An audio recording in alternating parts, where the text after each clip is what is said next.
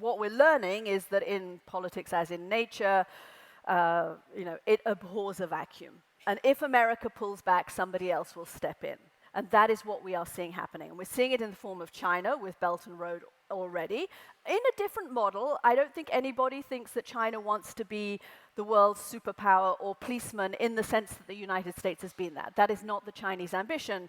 But with Belt and Road, and which makes its convenient little loop down here through the UAE and in Africa, of course, Chinese expansion is very real.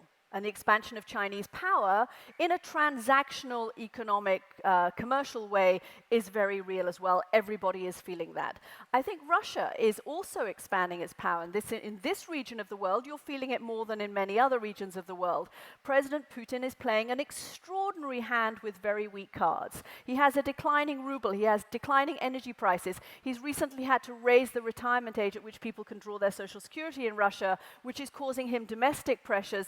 And he is countering those domestic pressures and economic pressures with a very expansionist, aggressive foreign policy that has earned him a seat at the table that he didn't have 10 years ago. Look at what has happened in the Middle East recently. It is China that is, it is Russia that is largely benefited from the chaos surrounding Syria and Turkey. It is Russia that is at the table.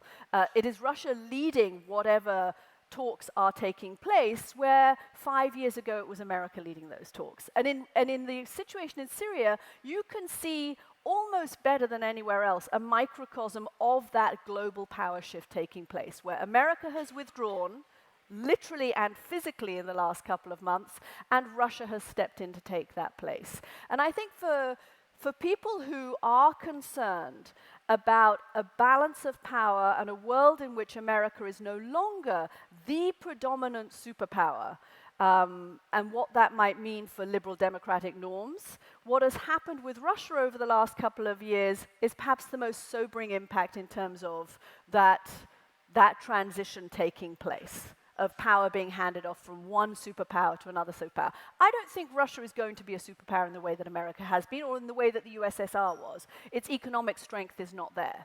But it has managed, President Putin has certainly managed to get Russia a seat at the table and to control and dictate events in ways that suit Russia.